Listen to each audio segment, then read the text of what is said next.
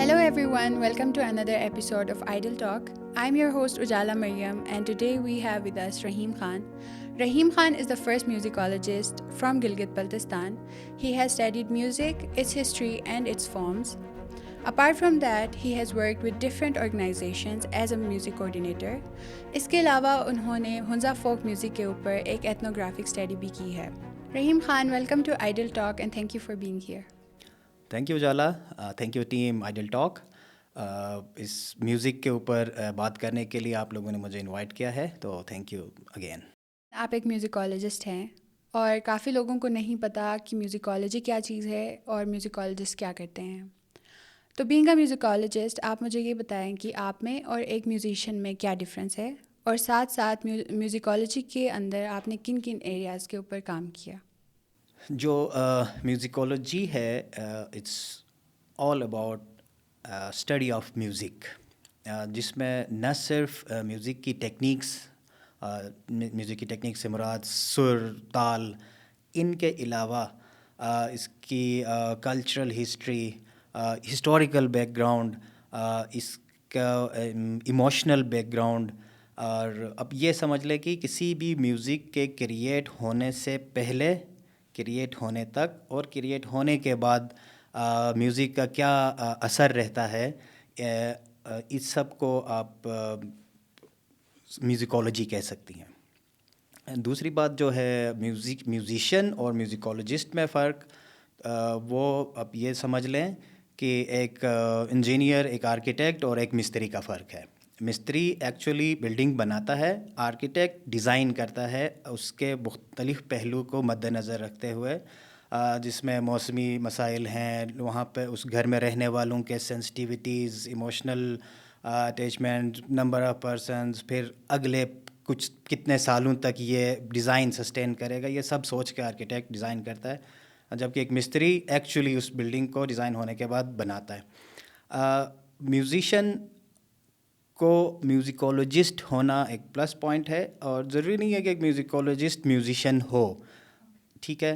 तो musician practical music create करने वाला, अगर वो कोई वायलिन बजाता है तो वो म्यूज़िशियन हो गया, कोई तबला बजाता है तो वो म्यूज़िशियन हो गया। म्यूज़िशियन के पास म्यूज़िशियन अपने म्यूज़िकल प्रैक्टिसेस में ज़्यादा रहता है। वो दूसरे जो पहलू मैंने बताए हैं, कल्चरल हिस्ट्री में कौन सा किस इमोशन की बात हो रही है, किन ऑडियंस को मैं टारगेट कर रहा हूँ, इन सब के ऊपर इतना फोकस नहीं होता, अपने म्यूज़िक क्रिएशन की तरफ होता है, अपने इंस्ट्रूमेंट में कमाल हासिल करने की रियाज में लगा होता है। जबकि म्यूज़िकोलॉजिस्ट वो सारा सिनेरियो एक म्यूज़िशियन को समझाता है, म्यूज़िक डायरेक्टर को समझाता है, म्यूज़िक प्रोड्यूसर को समझा सकता है कि आप एक म्यूज़िक क्रिएट कर रहे हैं, इसका बैकग्राउंड ये है, हिस्ट्री में इस तरह से इस म्यूज़िक के इम्पैक्ट्स रहे हैं, अब इसको आप इस जो न्यू क्रिएशन है उसमें आपको किस तरह से इस्तेमाल कर सकते हैं इस म्यूज़िक को, और ये फर्दर आपके जनरेशन्स पे क्या इफ़ेक्ट डालेगा। ये डिफरेंसेस हैं म्यूज़िकोलॉजिस्ट और म्यूज़िशियन के। It was really interesting knowing about musicology और म्यूज़िकोलॉजिस्ट और म्यूज़िशियन के दरमियान क्या डिफरेंस है। साथ साथ अभी हमें अपनी एक स्टडी के ऊपर बताएं कि आपने अपने रिसर्च में किन चीज़ों के ऊपर काम किया। देखिए, मेरा ताल्लुक़ गिलगित बल्तिस्तान से है। मैंने स्टडीज़ म्यूज़िकोलॉजी की हैं national college of arts Lahore से, और हमारा जो स्टडीज़ थी वो इंडियन क्लासिकल म्यूज़िक पे बेस करती थी। थ्रू आउट स्टडी मैंने ये महसूस किया कि जो हमारा इलाका है इसमें म्यूज़िक को लेके बहुत सारी चीज़ें अभी एक्सप्लोर नहीं हुई, जैसे कि इसके इर्तिका को किसी ने अभी तक एक्सप्लोर नहीं किया, फिर इसकी क्रिएशन, म्यूज़िक क्रिएशन के ऊपर इतना ध्यान नहीं दिया गया, इसका कल्चरल हिस्ट्री हमें उस तरह से नहीं पता थी, म्यूज़िक कहाँ से आया, इंस्ट्रूमेंट्स कहाँ से आए, उस वक्त वो बजाने वाले कौन थे, अब हमारे पास म्यूज़िशियंस हैं वो किस तरह बजाते हैं, परफॉर्म करते हैं, ये सारे क्वेश्चन मेरे माइंड में थे। तो मेरा थीसिस जो मैंने लिखा अपनी स्टडी के एंड में, वो था folk music of Hunza ethnographic perspective में। उसमें ये चीज़ें आई कि जैसे मैंने पहले बताया कि हम पहले तो हमने इसकी हिस्ट्री देखी रीजन की, गिलगित बल्तिस्तान के स्पेसिफिक हुंज़ा। फिर हमने देखा कल्चरल हिस्ट्री क्या है, क्योंकि कल्चर का भी एक हिस्ट्री होता है और उसमें हमें ये पता चला कि ये म्यूज़िक आया कहाँ से है, कौन लोग थे जो लेके आए। ठीक है। फिर उसके बाद हमने स्टडीज़ की इसके म्यूज़िक, एक्चुअल म्यूज़िक क्या है। जैसे हरीप है, ठीक है, म्यूज़िक को हरीप का लफ्ज़ दिया गया हुंज़ा में। मुख्तलिफ़ किस्म के हरीप हैं, उसमें रिदमिक साइकिल्स डिफरेंट हैं, मेलोडी डिफरेंट है और हर हरीप एक दूसरे से किस तरह से डिफ़र करता है। फिर हमने एक इम्पॉर्टेंट काम ये किया कि उसको हमने डिजिटल उसकी रिकॉर्डिंग्स की। साथ साथ जो अवेलेबल म्यूजिशियंस थे जिनको पुराने ट्यून्स याद थे, वो हमने उनकी डिजिटल रिकॉर्डिंग्स की। जो म्यूजिशियंस हमारे पास नहीं थे, उनकी हमने जो पुरानी कैसेट्स थी उनको हमने डिजिटाइज़ किया। ये तो हमारा रिकॉर्डिंग सेक्शन था।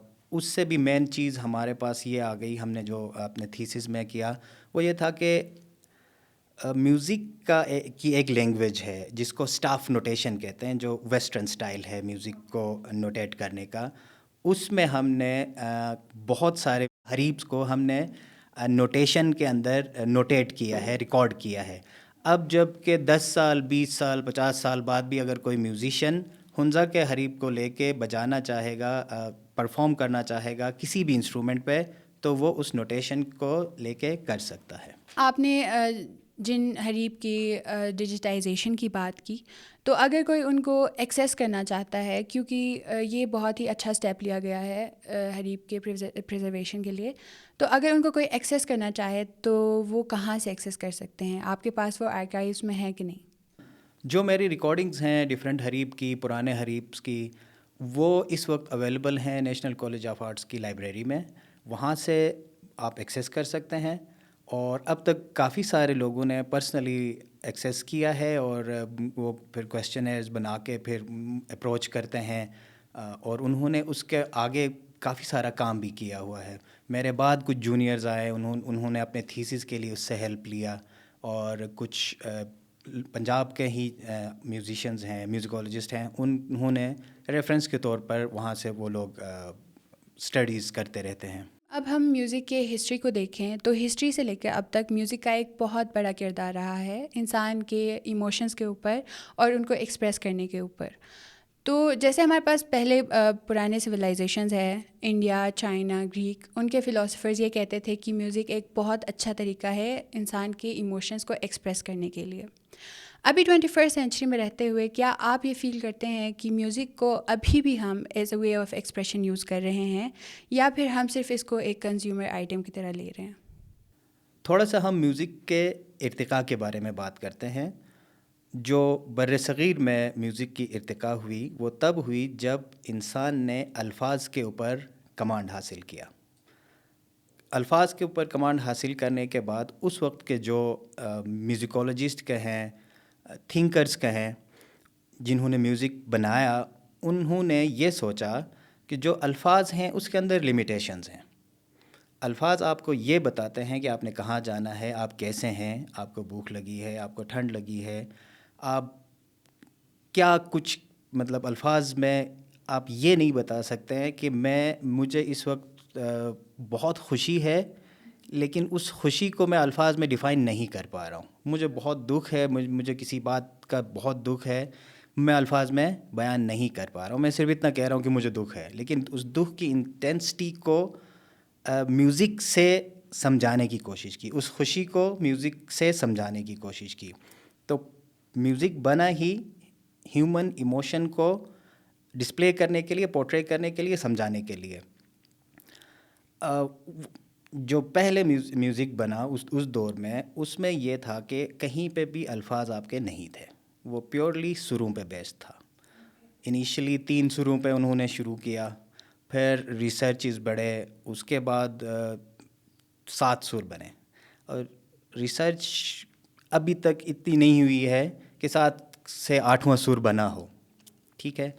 लेकिन मौसीकी मुख्तलिफ़ इर्तिक़ा के फ़ेज़ से गुज़रा है। जब 7 सुर बने, इमोशंस आपने म्यूज़िक के थ्रू बताए, समझाए, मुख्तलिफ़ किस्म के म्यूज़िक बने, फिर राग बने। बहुत अरसे तक, यानी आप ये देख लें कि आप ये अकबर बादशाह के कोर्ट तक जब म्यूज़िक आया, तब तक अल्फाज का इस्तेमाल बिल्कुल नहीं था। बिल्कुल नहीं था नहीं कह सकते, कहीं कहीं एक आध जुमला होता था, उसी को रेंडर करते थे, उसी के ऊपर मज़ीद इमोशन डालने की कोशिश करते थे ताकि अवाम समझ सके मौसीक़ी को। और उस वक्त की आवाम भी इतनी शार्प होती थी, इतना उन मौसीक़ी के साथ लगाव था कि उनको समझ आता था कि एक म्यूज़िशियन कोई सुर लगा रहा है तो वो उस इमोशन के साथ अटैच कर जाता था। वक्त के साथ साथ फिर इंसान की मसरूफियात बढ़ती गईं, चीज़ें बहुत खुलती गईं, तो उसमें ये हुआ कि अल्फाज का इस्तेमाल भी इसके साथ अटैच हुआ। जैसे पोइट्री एक बहुत बड़ी फॉर्म है आर्ट की, इन दोनों का एक अच्छा इम्तिज़ाज आ गया। तो उसमें ये समझ लें कि मौसीक़ी में जो अल्फाज आप शुरू से जो इमोशंस आप शुरू के थ्रू बताते थे, वो अब कहीं ना कहीं अल्फाज से भी आपने समझाना शुरू कर दिया। ठीक है, उसके बाद मज़ीद एवोल्यूशन हुई, दुनिया और बदलती गई। तो उसमें क्या हुआ कि अब इंसान ने इमोशंस के जो चैप्टर था उससे थोड़ा सा हट के दुनियावी चीज़ों की तरफ, बिजनेसेस की तरफ, रहन सहन के प्रॉब्लम्स और इन सब में थोड़ा सा उलझ गया। तो अब इतनी तो कोई नहीं कर सकता था कि म्यूज़िक और इमोशन और अल्फाज के साथ ही समझ सके। तो उसके अंदर फिर विजुअल्स भी आ गए। जैसे हम सब ने देखा है कि हमने म्यूज़िक को फिल्म्स में देखा है, सुना है, ठीक है। अब म्यूज़िक सुनने से ताल्लुक़ रखता था, अब देखने से भी ताल्लुक़ रखने लगा, ठीक है। फिर उसमें विजुअल्स भी आ गए, कहीं डांस के साथ आ गया। पहले पोइट्री एक जो आर्ट फॉर्म थी उसके साथ उसकी अटैचमेंट हुई, फिर डांस फॉर्म के साथ हुई, ठीक है। तो करते करते फिर म्यूज़िशियन के आपस में एक मुकाबला भी आ गया कि मैं इस तरह के विजुअल्स और इस तरह की म्यूज़िक, इस तरह की शायरी करूं तो इस तरह का एक ऑडियंस मुझे अट्रैक्ट होता है। फिर दूसरे ने कहा यार मेरी कैपेसिटी इतनी नहीं है, तो उसमें कुछ चीप अल्फाज, चीप विजुअल्स, इस तरह की चीज़ें भी आ गई। तो उस तरह का ऑडियंस भी मार्केट में अवेलेबल हो गया। तो आपकी बात सही है कि अब थोड़ा सा ये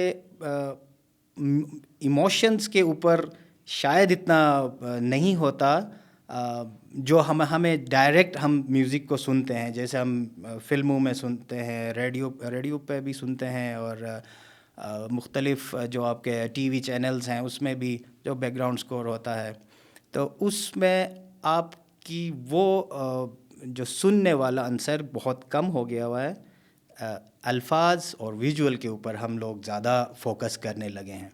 कभी आप एक्सपेरिमेंट करें, आप कोई फ़िल्म का गाना देख रही होती हैं तो आप विजुअल्स को बंद करें और अल्फाज को भी ज़रा अपने माइंड में उसको साइड करें।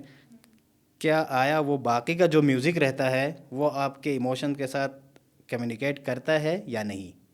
तो मोस्टली ये होगा कि म्यूज़िक अब थोड़ा सा बैकग्राउंड पे चला गया है, अल्फाज और विजुअल्स थोड़े से आगे की तरफ आ गए।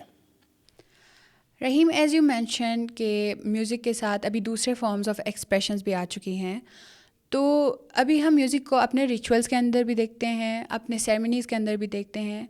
फिर भी कुछ सोसाइटीज़ ऐसे हैं, कुछ लोग ऐसे हैं जो कि म्यूज़िक को एक्सेप्ट नहीं कर रहे होते हैं अपने रिचुअल्स में या अपने सोसाइटीज़ के अंदर।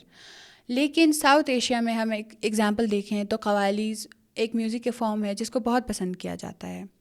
तो अभी अगर हम म्यूज़िक को अपने कल्चर, रिचुअल या सेरेमनीज़ के अंदर से निकाल दें, तो क्या इस चीज़ का नेगेटिव इम्पैक्ट नहीं पड़ेगा सोसाइटीज़ के ऊपर या रिचुअल के ऊपर? अच्छा, ऐसा है कि आप इंसान की ज़िंदगी से ना म्यूज़िक को आप नहीं निकाल सकते।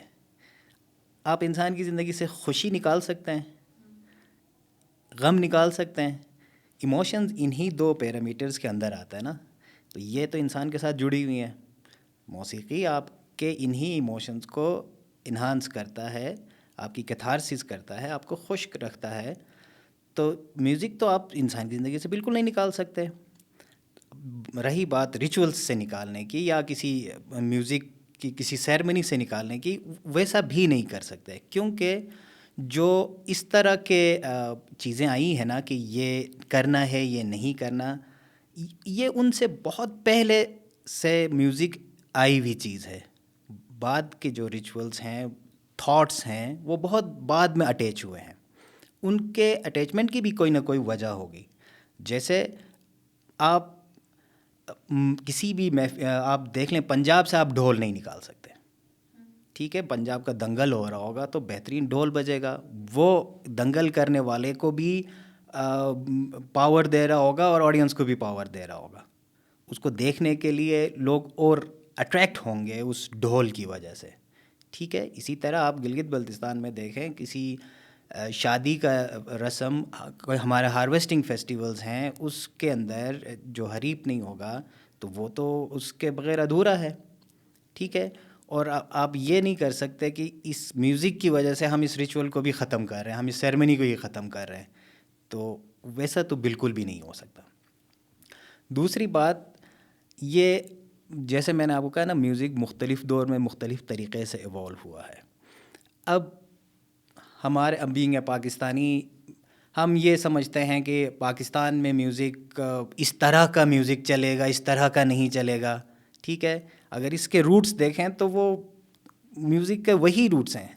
आप किसी भी पहाड़ पे जाएं, किसी भी मैदान में जाएं, किसी भी कल्चरल ग्रुप में जाएं, किसी भी सोशल ग्रुप में जाएं, उसके रूट्स वही हैं, ठीक है। तो आप उसको चेंज नहीं कर सकते। चेंज करने के लिए इंसान ने क्या किया है, एक का नाम कव्वाली रखा है, एक का नाम भजन रखा है, एक का नाम नात रखा है, एक का नाम गीत रखा है, एक का नाम जो उसको सूट करता है, जो कोई उसको डांट नहीं सकता कि यार तुम ये क्या कर रहे हो, ठीक है। अब नात में बहुत अच्छी म्यूज़िकलिटी होती है, उसकी मेलोडी होती है जो आपको उस ज़ात से मिलाने की कोशिश करता है, ठीक है। अच्छा, कव्वाली, कव्वाली का भी यही है, कव्वाली में हम दो नात ही गाते हैं, ठीक है। फिर भजन है, भजन भी आप एक हायर बीइंग के साथ अपना एक रिलेशन जोड़ रहे होते हैं, ठीक है। तो आप नहीं निकाल सकते, कोई और नाम दे सकते हैं म्यूज़िक का, नज़म का, पैट्रियोटिक सॉन्ग का, गीत का, दादरे टप्पे, ये जो भी नाम दे दें जो आपको सूट करता है, लेकिन इंसान की ज़िंदगी से ये कभी भी नहीं निकल सकता। तो इसी तरह से आपके कोई रस्म रिवाज भी ख़त्म नहीं हो सकते जो म्यूज़िक के साथ जुड़े हुए हैं। म्यूज़िक के इम्पोर्टेंस की आपने बात की कि म्यूज़िक बहुत इम्पोर्टेंस रखती है सोसाइटी में, लेकिन इस इम्पोर्टेंस को तभी समझा जा सकता है जब इसको एक अर्ली एज से सिखाया जाए, क्योंकि काफ़ी स्कूल्स में ऐसा है कि म्यूज़िक को बच्चों को बचपन से ही सिखाया जाता है डिफरेंट इंस्ट्रूमेंट्स के थ्रू।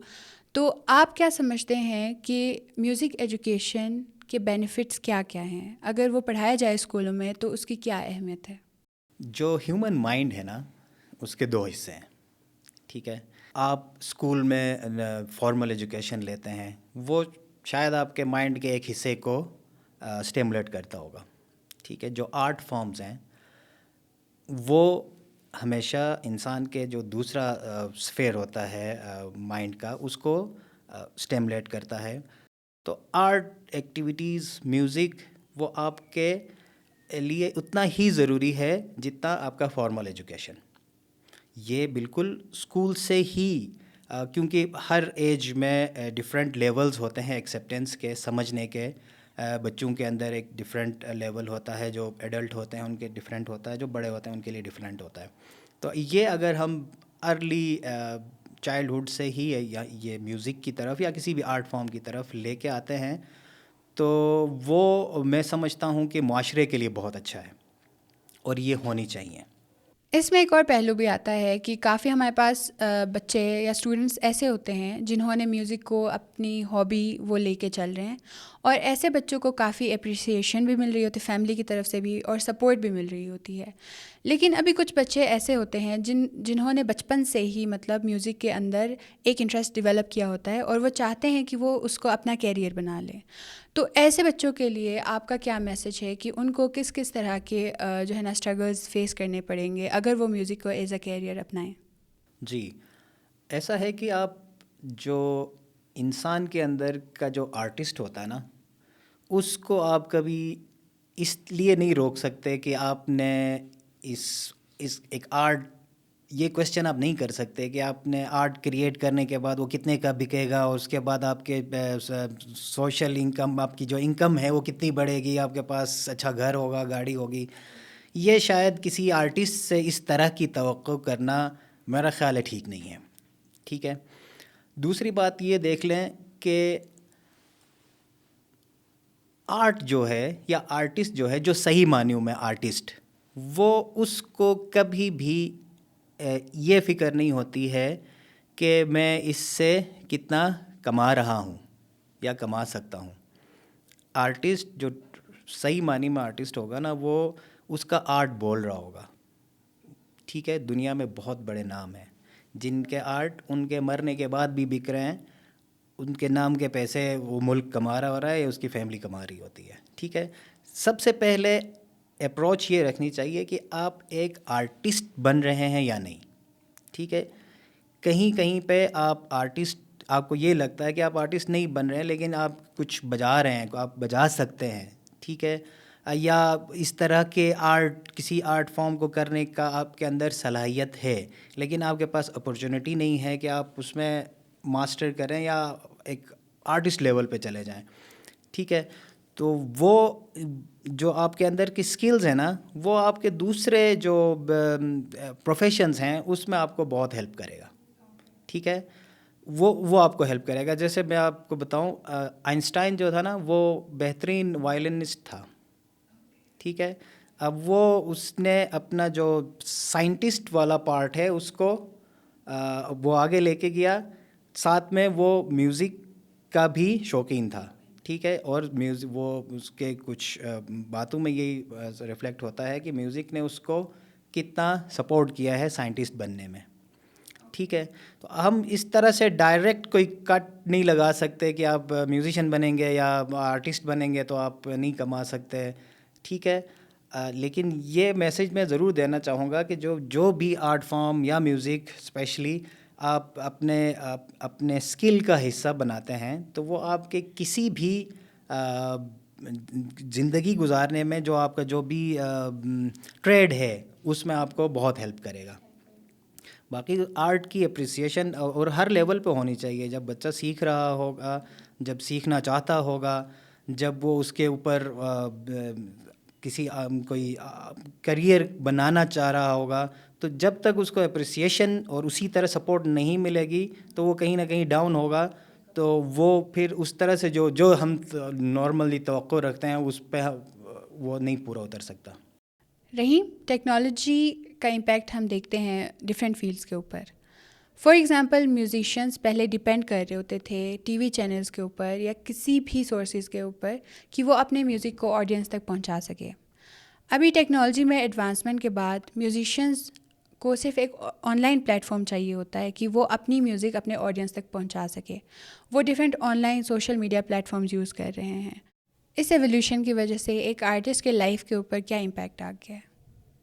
जी, ये नए टेक्नोलॉजीज़ की वजह से हर किसी की लाइफ, म्यूजिशियंस की हो, आर्टिस्ट की हो या डिफरेंट फील्ड के लोगों की हो, वो एक फ़ास्ट ट्रैक पे तो चला गया है। लेकिन एक चीज़ आप ये देख लें कि आर्टिस्ट के लिए तो बहुत सहूलत हो गई है। हमें ये भी सोचना चाहिए कि आर्ट भी उसी तरह से तरक्की कर रहा है। आप ये देख लें, पहले आपने जैसे बताया कि किसी एक म्यूज़िशियन को रिकॉर्डिंग स्टूडियो के बाहर इंतज़ार करना पड़ता था, और फिर वो जब उसको रिकॉर्डिंग का मौका मिलता था, फिर लेबल्स लगते थे, कॉपीराइट्स का इशू होता था, उसके बाद डिसेमिनेट होता था। तब तक एक आर्टिस्ट के लिए हर कदम पे एक चैलेंज था। स्टूडियो के अंदर जाना, जैसे अकबर के कोर्ट में क्या होता था, सिर्फ 9 रतन थे, उनमें से एक म्यूज़िशियन था। वो म्यूज़िशियन था जो आला मकाम रखता था, जो रियल मानी में आर्टिस्ट था। हर दफ़ा उसकी क्रिएटिविटी उसी तरह इम्पैक्ट करती थी मासेस को। तो अकबर के कोर्ट में सिर्फ तानसेन को ही इजाज़त मिलती थी। फिर उसके बाद आप देख लें, रिकॉर्डिंग स्टूडियोज़ में भी हमेशा प्रोड्यूसर्स, डायरेक्टर कोशिश ये करते थे कि जो अच्छा सिंगर होगा, कोई अच्छा म्यूज़िशियन होगा, वही मेरे स्कोर को गाएगा, ठीक है। तो तब तक हर म्यूज़िशियन की, इंस्ट्रूमेंटलिस्ट की यही कोशिश होती थी कि हम उस लेवल तक जाएं। तो वो उस लेवल तक जाने के लिए वो अपने आर्ट को पॉलिश कर रहे होते थे, कहीं हम मिस ना हो जाएं। हम अच्छा आर्ट क्रिएट करेंगे तो हम उस लेवल तक पहुंच जाएंगे। अब जब आपके पास मुख्तलिफ़ चैनल्स आ जाते हैं, एक के बाद दूसरा, दूसरे के बाद तीसरा, तीसरे के बाद, और हर जगह पे आपको कहीं ना कहीं छोटी मोटी एक्सेप्टेंस हैं, लाइक्स के बटन्स हैं, इमोजीज़ हैं, सब कुछ हैं, तो शायद वो कोशिश, वो क्यूरियोसिटी कि मैं एक अच्छे लेवल का आर्ट क्रिएट करूं, वो शायद कहीं दब गई है। सोशल मीडिया ने, फिर वही बात है कि हम सबको एक्सेस है, मैं इस वक्त बैठ के दुनिया के किसी भी कोने का कोई म्यूज़िक सुन सकता हूँ, देख सकता हूँ, लेकिन मैं क्या सुन रहा हूँ, ऑडियंस के ऊपर भी जिम्मेदारी है ना। वो भी तो अपने आप को एनालिसिस करे, अपने अंदर देख ले कि मैं क्या सुन रहा हूँ, मैं क्यों सुन रहा हूँ, क्या ये मेरे इस वक्त के इमोशन से, यहाँ के इमोशन से, यहाँ के मेरे सरकमस्टांसेस के साथ किसी कोई मैच है या नहीं, ठीक है। हमारा जो क्रिटिक वाला पार्ट है ना, वो बहुत सस्ता हो गया मुझे लगता है, और आर्टिस्ट की वो जिद्दोजहद तकरीबन ख़त्म हो गई है। जी, क्वांटिटी बढ़ने की वजह से आपकी क्वालिटी पे कंप्रोमाइज़ हो गया है। जी बिल्कुल, टेक्नोलॉजीज़ की हमने बात की, तो टेक्नोलॉजी के अंदर आजकल एआई का भी बहुत बड़ा रोल है। एआई की मैं अब क्या बात बताऊं, शायद एक वक्त ये आएगा कि एआई आपको कहेगा कि आपका पेट भर गया है, तो आप कहेंगे मेरा पेट भर गया है, या एआई आपको कहेगा कि आपने फ़लाँ कपड़े पहनने, फ़लाँ नहीं पहनने। एआई एक नॉन ह्यूमन एक्ट है, जबकि म्यूज़िक, जो पहले भी बात हुई है कि ये प्योरली इंसान के लिए है, इंसान के इमोशंस के साथ इसका ताल्लुक़ है, ठीक है। कुछ ज़्यादा इंस्ट्रूमेंट बजा सकता होगा, लेकिन एआई कभी भी आपके इमोशन के उन पैरामीटर्स के ऊपर कभी भी बात नहीं कर सकता। मैं हैरान हूँ, एआई शायरी भी करने लगा है। मैं हैरान हूँ, किसी सिंगर की भी ज़रूरत नहीं पड़ेगी, म्यूज़िशियन की भी ज़रूरत नहीं पड़ेगी, एक आर्टिस्ट की भी नहीं ज़रूरत पड़ेगी, किसी भी आर्ट के उसमें आपको इंसान की ज़रूरत नहीं पड़ेगी, जबकि इंसान को इंसान की ज़रूरत है।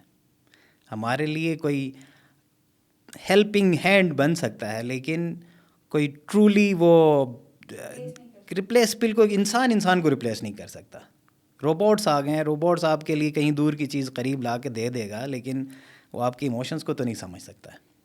कहा जाता है कि एक इंसान की प्लेलिस्ट सुन के उसकी शख्सियत को जाना जा सकता है।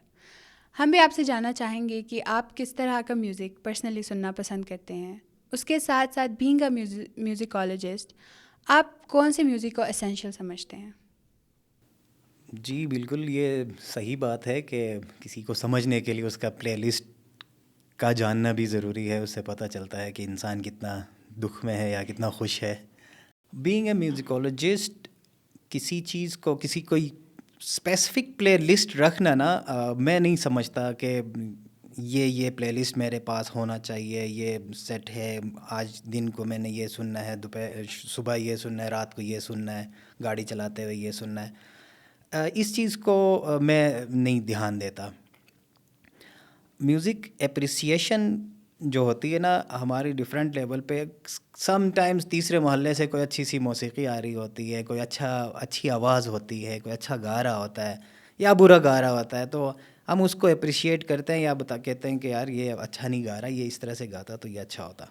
समटाइम्स ये होता है कि आप पब्लिक ट्रांसपोर्ट में जा रहे होते हैं, वहाँ पे कोई म्यूज़िक बज रहा होता है, वो आपके दिल को बहुत लगता है। कल परसों मैं सैलून में था, तो इंतहाई कोई रफ़ आवाज़ थी, कोई सराइकी बेल्ट का कोई बंदा गा रहा था, उसने शॉप वाले ने काफ़ी ऊंची आवाज़ में लगाया हुआ था। आप यकीन करें, मेरा दिल चाहे तो मैं जाके उससे मिल के आऊँ, इतनी कोई खूबसूरत आवाज़ थी। बग़ैर इंस्ट्रूमेंट्स के गा रहा था, कोई रिकॉर्डिंग थी की भी ना। तो आप ये नहीं कह सकते कि मेरे पास कोई लंबी चौड़ी प्लेलिस्ट होगी, मैं गज़लें सुनता हूँ, दादरे सुनता हूँ, भजन सुनता हूँ। हाँ, ये ज़रूर है कि मैं प्रेफर करता हूँ जो ऐसी मौसीकी जिसके अंदर अल्फाज बहुत कम से कम हों। और अगर अल्फाज हों भी तो उनकी अदायगी बहुत खूबसूरत तरीके से की गई हो। इस तरह की म्यूज़िक को सुनना मैं ज़्यादा पसंद करता हूँ। मोस्टली आप ये मतलब शॉर्टकट में ये समझ लें कि इंडियन क्लासिकल म्यूज़िक जो है ना, जिसमें राग बेस्ड है, वो मैं ज़्यादातर सुनता हूँ। और दूसरी बात जो आपने की थी, आप क्या रिकमेंड करते हैं ना, या आप क्या एसेंशियल समझते हैं म्यूज़िक। मेरा ख़्याल ये है कि आप इंसान के पास वैरायटी होनी चाहिए, वो हर किस्म के म्यूज़िक को सुने, लेकिन इस सेंस के साथ सुने कि वो एक म्यूज़िकल पीस को सुन रहा है तो उसके अंदर वो क्या सुन रहा है। ज़रूरी नहीं है कि वो ये कहे कि इसके इतने रिदमिक साइकिल ये है, मेलोडी लाइन ये है, स्केल ये है। वो ज़रूरी उसको समझने की वो ज़रूरत नहीं है, लेकिन अप्रिशिएट करने के लिए कम से कम ये हो कि वो इस पर्टिकुलर पीस को क्यों सुन रहा है।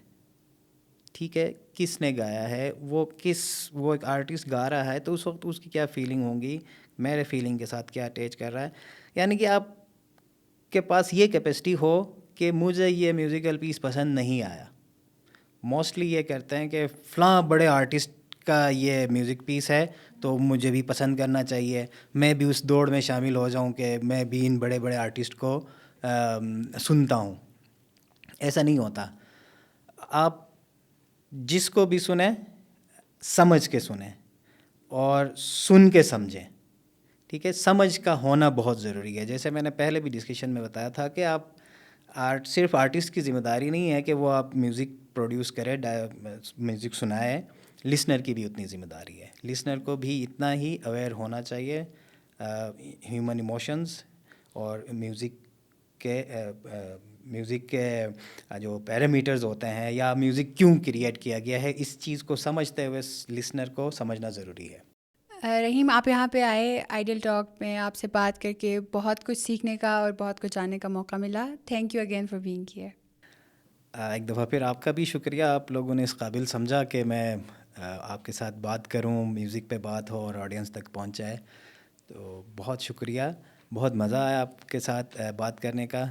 और अच्छा सुने, बेहतर सुने और उसको फिर समझ के सुने।